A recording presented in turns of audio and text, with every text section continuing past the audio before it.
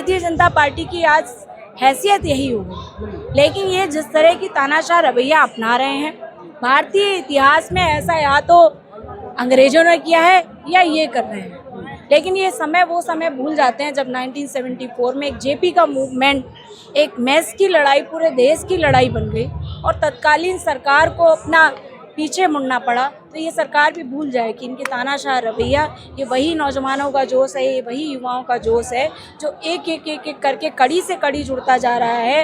ये हर दलगल से ऊपर उठ करके एक नौजवान अपने न्याय की आवाज़ उठाने आज जंतर मंतर पे इकट्ठा हुआ है। समाजवादी पार्टी की नेता नेहा यादव मेरे साथ मौजूद हैं। मैम, आप यहाँ पर आए हो, आपको क्या लगता है कि धर्मेंद्र प्रधान का इस्तीफा होगा या फिर मामला 2-4 दिन के बाद ठंडे बस्ती में चला जाएगा? देखिए, जिस तरह से इस देश का नौजवान युवा सड़कों पे है और लगातार तानाशाह सरकार के मंत्री का इस्तीफा मांग रहा है, और इस्तीफा देने की जगह जिस तरह से अमित शाह, जो भारतीय जनता पार्टी के गुंडे गृह मंत्री हैं, और उनकी गुंडी पुलिस ने आकर के जिस तरह से बर्बरतापूर्ण तरीके से लाठियां भांजी हैं, लड़कियों को डंडे घुसाने का प्रयास किया है, दिल्ली की पुलिस ने, सेंट्रल की फोर्स ने मिलकर के छात्राओं के साथ जो लाठी चलाई है, पूरे देश ने देखा है। इस्तीफा तो इनको देना पड़ेगा। कहते हैं ना कि सीधी उंगली से नहीं निकलता तो उंगली टेढ़ी करनी पड़ती है, और भारतीय जनता पार्टी की आज हैसियत यही होगी। लेकिन ये जिस तरह की तानाशाह रवैया अपना रहे हैं, भारतीय इतिहास में ऐसा या तो अंग्रेजों ने किया है या ये कर रहे हैं। लेकिन ये वो समय भूल जाते हैं जब 1974 में एक जेपी का मूवमेंट, एक मैस की लड़ाई पूरे देश की लड़ाई बन गई और तत्कालीन सरकार को अपना पीछे मुड़ना पड़ा। तो ये सरकार भी भूल जाए कि इनके तानाशाह रवैया, ये वही नौजवानों का जोश है, ये वही युवाओं का जोश है जो एक करके कड़ी से कड़ी जुड़ता जा रहा है। ये हर दलगल से ऊपर उठ करके एक नौजवान अपने न्याय की आवाज़ उठाने आज जंतर मंतर पे इकट्ठा हुआ है। आप जिससे मिलोगे उसका अपना एक इंडिविजुअल जोश है। हर एक नौजवान न्याय के लिए आया है, हर एक नौजवान धर्मेंद्र प्रधान का इस्तीफा मांग रहा है। लेकिन इतनी नकारा निकम्मी भारतीय जनता पार्टी की सरकार और निकम्मे प्रधानमंत्री जी को यह नज़र नहीं आ रहा है कि इतना बड़ा जनसैलाब आक्रोश के रूप में इकट्ठा है। कम से कम आप इस देश के नौजवानों और युवाओं की बात तो सुनिए। आप तो रोज़ मन की बात सुनाते हैं, आप रोज़ कहते हैं मेरे मन की बात सुनिए। आप इस देश के युवाओं के मन की बात नहीं सुनना चाहेंगे? 20 तारीख को जिस प्रकार से लाठीचार्ज हुआ था, तमाम वकील सुप्रीम कोर्ट गए हुए थे। उन लोगों ने कहा सीजीआई साहब, हम आपको कुछ वीडियोज़ दिखाना चाहते हैं, आप सुनवाई कर लीजिए, आप कुछ मत कीजिए, वीडियो देख लीजिए। सीजीआई कहते हैं कि हमारे पास टाइम नहीं है। तो क्या ये समझा जाए कि सीजीआई के ऊपर, सुप्रीम कोर्ट के ऊपर, हाई कोर्ट के ऊपर कहीं ना कहीं जो सरकार उसका दबाव है? इस देश की न्यायपालिका भी बिकी हुई है। जब तक ये कॉलेजियम सिस्टम रहेगा तब तक आप न्याय व्यवस्था पे भरोसा नहीं कर सकते। जब तक ये सिस्टम है, सबको कुर्सी पे बने रहना है, सरकार के दबाव में काम करना है। पूरा देश देख रहा है कैसे सीजीआई सरकार के दबाव में बयानबाजी कर रहे हैं और काम कर रहे हैं। आंखें बंद कर लेने से दुनिया अंधी नहीं हो जाएगी। सीजीआई ने अपनी आंखें बंद कर ली हैं, उससे दुनिया अंधी नहीं हो गई है। सीजीआई को भले ही ना दिखाई दे रहा हो, लेकिन इस देश का युवा, नौजवान और परिवार, हर एक परिवार इस आंदोलन से जुड़ गया है। आज के समय पे आप कुछ भी कह लो, हर घर तक ये आंदोलन पहुंच गया है। तो सीजीआई देखे या ना देखे, उससे कोई फर्क ही नहीं पड़ता जनता को। जनता सड़क पे, लोग अपनी लड़ाई लड़ रहे हैं, लोग अपना संघर्ष कर रहे हैं और अपनी जीत हासिल करेंगे। सीजीआई नहीं कहा था कॉकरोच, और वहीं से कॉकरोच जनता पार्टी का निर्माण हुआ। उन्हीं के बोले हुए शब्दों के बाद में इसका निर्माण हुआ। लेकिन जिस तरह से सीजीआई लगातार उल जलूल बयानबाजी, लोकतांत्रिक और संवैधानिक पद पे, सर्वोच्च पद पे बैठा हुआ व्यक्ति जिस तरह की भाषा का प्रयोग कर रहा है, वो साफ नजर आ रहा है कि उनका इस देश के युवाओं से कोई लगाव नहीं है। हो सकता है सीजीआई जी का भी अडानी और अंबानी से ही लगाव हो, मोदी जी से लगाव हो, अमित शाह जी से लगाव हो, लेकिन मुझे लगता है ये वाला लगाव उन्हें अब अपने बंद कमरे में निभाना चाहिए था तो ज़्यादा बेहतर था। इस देश की जनता, इस देश का नौजवान, युवा सड़कों पे सब देख रहा है कैसे इस देश की न्याय व्यवस्था खतरे में है, कैसे इस देश की न्याय व्यवस्था को बेचा जा रहा है, कैसे इस देश की न्याय व्यवस्था को खोखला किया जा रहा है। ये इस देश का युवा देख रहा है। हम ये जवाब चाहते हैं इस देश के प्रधानमंत्री जी से कि आपको नज़र नहीं आ रहा है कि कैसे जंतर मंतर पे इतने नौजवानों का हुजूम उमड़ पड़ा है। हर एक वो वर्ग, बुद्धिजीवी वर्ग से लेकर के छात्र, नौजवान, युवा, किसान, हर एक वर्ग आज इस आंदोलन से जुड़ गया है। और प्रधानमंत्री जुड़ तो रहा है, ठीक है, लेकिन बड़ा सवाल ये है ना कि संसद में जो है माइक बंद कर दिया जाता है, अपोजिशन को बोलने नहीं दिया जाता, सड़क पर आंदोलन होता है, लाठीचार्ज होता है और अदालत सुनने के लिए तैयार नहीं है। अदालत कहती है कि हमारा समय आप बर्बाद मत कीजिए। देखिए, लोकतंत्र के चारों स्तंभ जो हैं वो ध्वस्त कर दिए गए हैं भारतीय जनता पार्टी की ताना सरकार के द्वारा। हर चीज़ को इन्होंने अपने अंडर में मोबिलाइज कर दिया, हर चीज़ को खरीद लिया है। कल आपने देखा हमारे नेता आदरणीय अखिलेश यादव जी, एक जेन्युइन सा प्रोटेस्ट, आज अखिलेश जी ने कहा भी कि अगर प्रधानमंत्री जी बात सुन लेते सदन में तो हम क्यों जाते घर घेरने। तो प्रधानमंत्री जी पीछे से भागने की ज़रूरत क्या थी आपको? आप तो मन की बात भी कर लेते हैं, आप सबके मन की बात नहीं सुनना चाहते हैं क्या?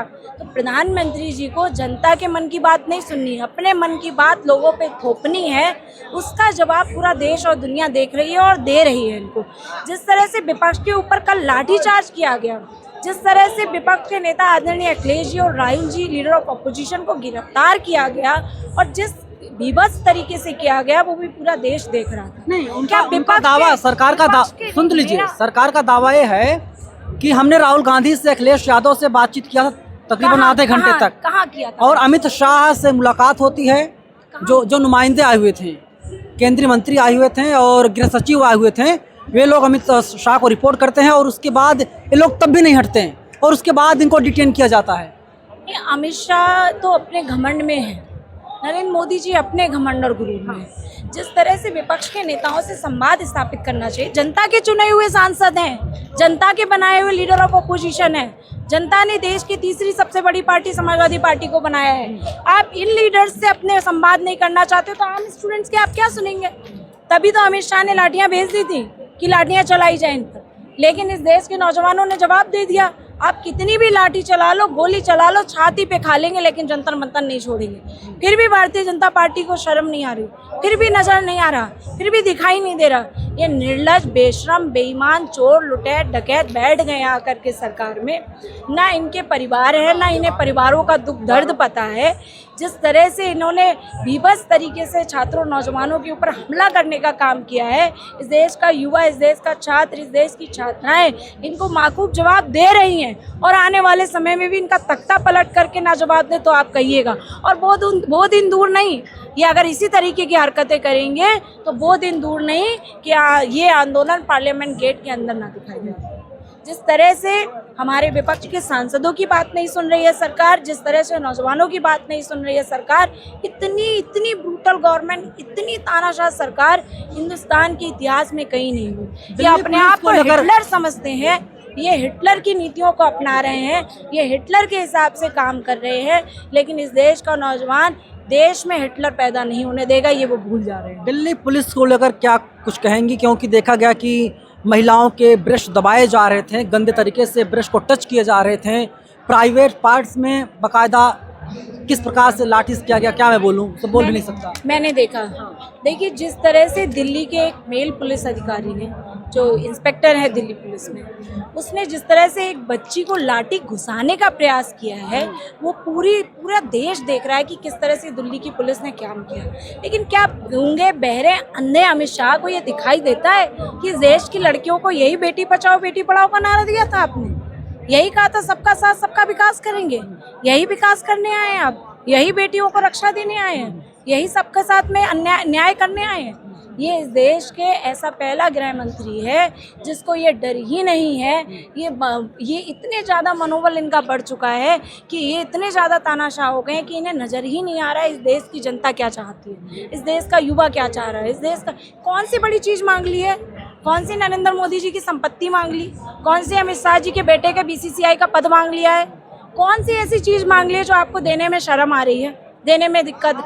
एक मंत्री का इस्तीफा लेने की आपकी हैसियत नहीं है, चुल्लू भर पानी में डूब मरिए। एक मंत्री का इस्तीफा लेने की हैसियत आपकी नहीं होगी। सरकार क्या खाक चला रहे हैं? राजनाथ सिंह ने पहले ही ये बता दिया था कि कांग्रेस की सरकार नहीं है, ये NDA की BJP की सरकार है, यहाँ पर इस्तीफे नहीं होते। यहाँ पर इस्तीफे नहीं होते, यहाँ लूट चोरी डकैती होती है ना। यहाँ पर अडानी और अंबानी के हिसाब से सरकारें चलती है ना, तो इस्तीफे कैसे हो जाएंगे? वो वहाँ से कहेंगे कैच करके इसका इस्तीफा करा दो, इसका मंत्री पद बदल दो, उस हिसाब से होगी ना। ये तो पूंजीपतियों की सरकार है। सही कह रहे हैं राजनाथ सिंह जी, ये पूंजीपतियों की सरकार है। जैसा अडानी और अंबानी कहेंगे वैसे नरेंद्र मोदी जी कठपुतली की तरह काम करेंगे। कभी मेलोडी लेके पहुंच जाएंगे, कभी कुछ लेकर पहुंच जाएंगे, कभी मन की बात गाने लगेंगे, कभी कहीं डांस करने पहुंच जाएंगे, कभी कोई वेशभूषा अपना लेंगे। अपने लिए फुर्सत मिलेगी उन्हें तब इस देश की जनता को देख पाएंगे। ये पहली बार ऐसा है, इस देश को ऐसा प्रधानमंत्री, ऐसा निर्लज प्रधानमंत्री मिला है जो उसको दिखाई नहीं दे रहा है। इस देश की माएँ सड़कों पे हैं, छोटे छोटे बच्चे आंदोलन से जुड़े हुए हैं, छोटी छोटी बच्चियां आ रही हैं। इतने नौजवान युवा साथी जो 18 साल, 15 साल, 20 साल है, वो नौजवान आ रहा है। ये बुलाई हुई भीड़ नहीं है भारतीय जनता पार्टी की जैसी रैलियों में बुलाई जाती है। ये स्वतः आए हुए लोग हैं जो अपने लिए न्याय मांगने आए हैं। जिन बच्चों के परिवारों को सोचिए, जिन बच्चों ने अपनी जान गंवा दी, उन परिवारों का क्या हाल है। उन 9 परिवारों को सोचिए आप जिनकी जान गई लीक की परीक्षा के पेपर लीक की वजह, और उसके बावजूद भी जो री एग्ज़ाम हुआ उसकी इतनी बड़ी धांधली सामने आ रही है कि बच्चों के मार्क्स चेंज कर दिए जा रहे हैं। अपनी मनमानी से अपने लोगों को एडजस्ट करने के लिए मेरिट के अंदर क्वालिफाइड स्टूडेंट को डिस्क्वालीफाई किया जा रहा है रिजल्ट आने के बाद में। यही इनका री एग्ज़ाम था और यही इनका एनटीए। एनटीए ने जब जितनी परीक्षाएं कराई, इवन इस देश में अब तक जितनी परीक्षाएं हुई हैं, खासकर उत्तर प्रदेश, मध्य प्रदेश, राजस्थान, इन राज्यों में ऐसी कोई परीक्षा नहीं हुई है जिसका पेपर आउट ना हुआ। हर एक परीक्षा का पेपर आउट हो गया।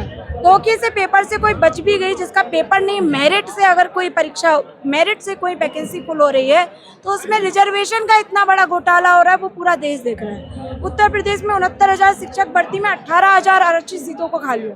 पूरा देश देख रहा है कि ये हर तरह से बेईमानी करने पे तुले हुए हैं। और न्याय मांगने पे तो ना सुप्रीम कोर्ट से न्याय मिल रहा है, ना हाई कोर्ट से न्याय मिल रहा है, ना सरकार से न्याय। रास्ता क्या है?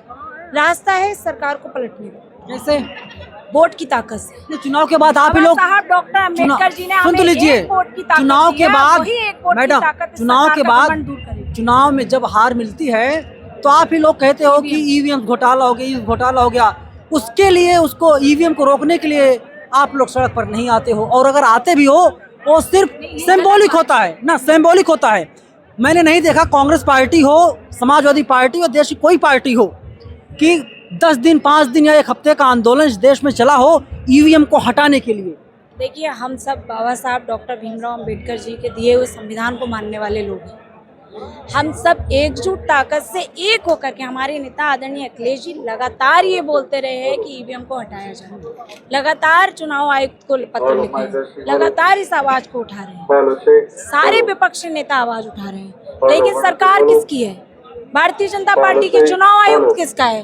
भारतीय जनता पार्टी का। उसको किसने चुनाव आयुक्त बनाया? कोई जनता तो चुनकर भेजती नहीं है चुनाव आयुक्त।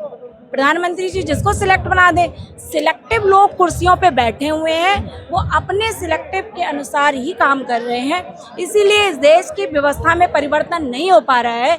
इस देश का व्यवस्था परिवर्तन जब होगा जब इनकी बेईमानी 1 वोट की होगी और उसके ऊपर 10 वोटों का बटन दब जाएगा तो इनकी ईवीएम भी नहीं बच पाएगी। इस देश की जनता सरकार पलटने का काम करेगी।